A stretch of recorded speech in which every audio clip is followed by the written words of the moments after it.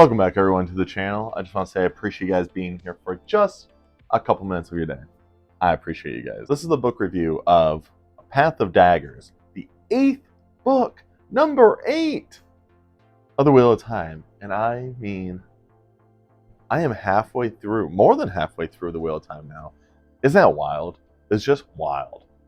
I can't wait to read the next two. What I do in this review is I talk about the likes and dislikes. Sometimes I do the dislikes first, sometimes I do the likes first. Whatever. I just talk about what I like and dislike about these books. Before I do that, I actually want to talk about one thing. I felt like A Crown of Swords and A Path of Daggers could have actually been one book, and you just cut the fat out. You know, I feel like it could have just been like a fusion dance, and boom, you have one book. I think it would have been a lot better. And my assumptions is, because I know book 9 and 10 are also part of the slog, and I just have this like sick feeling that you can actually probably do the same thing with those. Who knows? I will say another thing though, I really like the cover of Path of Daggers. Might be a top 3 favorite. I'll have to like look at all of them and really like figure out. But yeah, I really did like that. But before I get into anything else, I just want to say spoilers. Spoilers! Spoilers! Spoilers! So we're going to talk about the likes first. The things I liked. I got 2 things I liked. And I got some things that was like 50-50 for me, and then I have some dislikes. 3 things for my dislikes. Not bad. So the first thing I did actually like, which is a surprise, because I've complained about this in almost every single video I made. But I will say he has done a lot better job with this character. I think Egwene has definitely become a lot better in this book. You know, this is easily a really weak book. I think Egwene became a dog. And when I mean a dog, it means like she is finally just standing up for herself. You know, throughout the rest of the books, I always felt like Egwene was just trying to be like Elena or Naive or Moraine, just whoever, you know. But this book, she finally gets to stand up because there's a lot of Aes Sedai that are telling her, you're going to do it my way, you're going to do it this way, you're going to do that. And I'm like, oh my god. Like, to me, I would just freaking lost my mind. Egwene actually used that to advantage. So there's some of these girls that told her that you're going to be doing this. And she's like, all right, I guess I will. And then she just did a whole flip on them. And I really enjoyed that. I think she did a really good job at just standing up for herself. And I really like that in this book. It really shows like Egwene finally has some really good character development, which was much needed, I felt. I think Egwene, like I said before, she was just kind of there. And I was just like, damn, dude. Another thing I did like, I just remembered this, but it was like, all right, is Elena did fine. I think all my likes were a lot better than, like, my dislikes in book 7 was a lot of the girls, like Elena and Naive, just irritated me so much. But in this book, he does a lot better job. And it's because there's only 31 chapters. I'm pretty sure they're not in, like, he does a lot with them in the first, like, 10 chapters. And then the rest of the book, you don't even think about them. So it's like, good on you. Last thing I liked was Rand went back to get the sword that is not the sword, and he used it in battle, which was really cool. But he ended up killing people on his side too, because Rand's like, I am the Dragon Reborn! I am the Dragon! And just shooting lightning everywhere out of the sky and just killing fools. Because they were like, hey, we won't be able to face these guys. There's no way we can defeat them. And Rand's like, I am the Dragon Reborn. Watch this. And he just started shooting lightning. And he was like, boom, boom. And I was like, dang, this is really cool. And I thought the scene was so cool. And then it got ruined because he was killing his own men. I'm like, damn, that was wild. So that was actually pretty cool. I was wondering if he was ever going to get that sword and use it again. Because, you know, it's been in Tarvalin. I think that's the place. It's been in there for a while. So I was like, oh, I almost forgot about the sword. Because it felt like it was forever since we actually got to see it. I think it was it book 4 or was it book 5?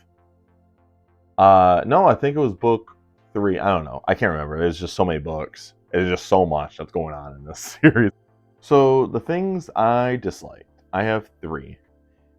But one of them actually gets taken care of pretty quick. And this is what I mean why this could have been in book 7 and we wouldn't have to worry about it. But no, we just had to drag everything along because it takes everyone 20 chapters just to get to one town to the next because they have to just argue with each other, or they just do miscommunication, which is driving me insane is the miscommunication in this series.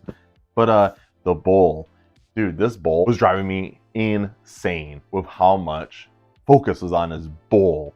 And this bowl could have been taken care of in book 7 because they get it. And guess what?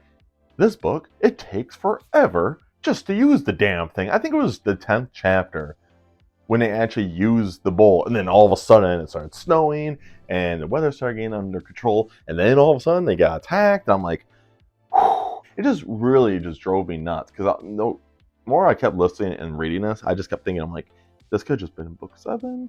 This could have been in book 7, and we would have been fine.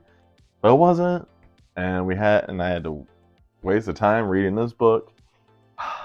Another thing I didn't like, and I just have a really bad suspicion because this book ends with Fael getting captured, and I was like, all right, cool.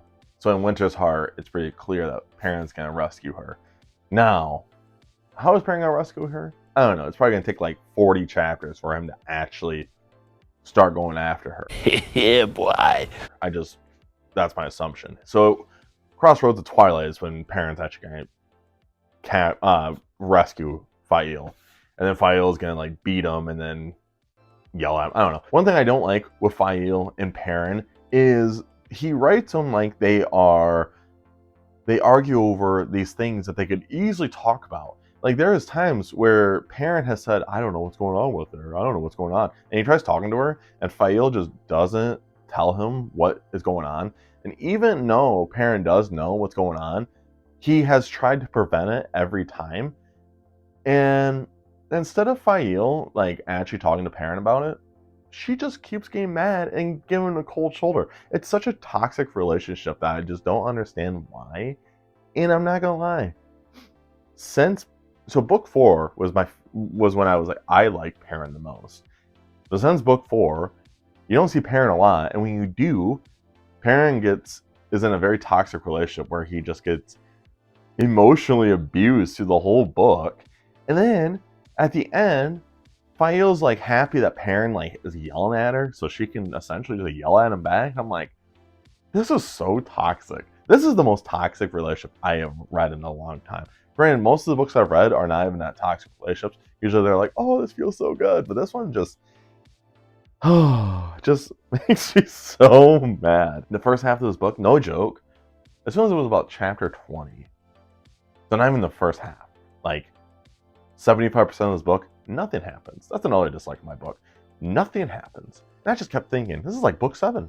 There's so much stuff that doesn't happen. You could take them out and then put them in a blender, and it could have been like a 400 or 500 page book, and it's just straight gas. And it probably would have been the best book in the Wheel of Time currently that I've read. Probably not better than Lord of Chaos, because Lord of Chaos was freaking fire. So that's like, those are some of my dislikes.